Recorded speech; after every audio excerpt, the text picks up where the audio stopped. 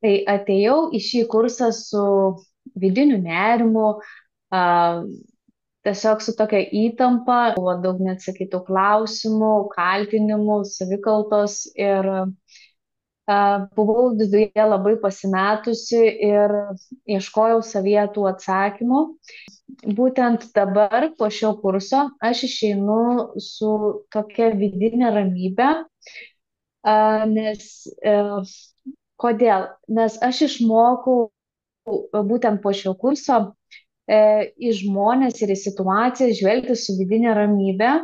Tiesiog žvelgiu tarsi iš šono, nepeikdama nei savęs, nei kito, nieko nekaltindama ir tiesiog stengiuosi su tokiu vidiniu džiaugsmu, laimė žiūrėti tą kasdienybę ir tiesiog palaikyti tą vidinę ramybę kasdienėse situacijose. Ir būtent va, šis įgūdis man labai labai padėjo ir aš pastebėjau, kaip su laiku tikrai ėmė santykiai gerėti su visais. Atsirado toks noras išlaisvinti tą savo praeitį ir eiti tolyn.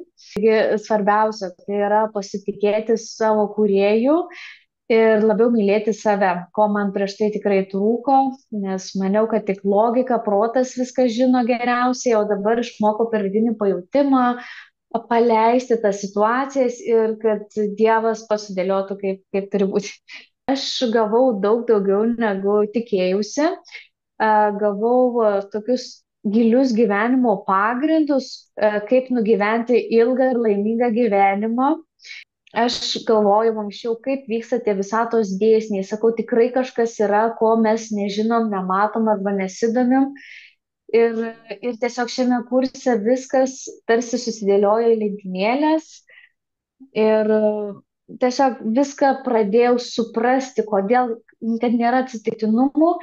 Ir tiesiog viskas pasidarė daug aiškiau, jeigu prieš tai buvo viskas išbarstyta, ten internete tą girdėjau, o čia viskas susidėlioja į vietas ir labai labai, nu, tiesiog preciziškai labai labai gerai. Ir tiesiog imk ir pritaikyk, va taip. Va.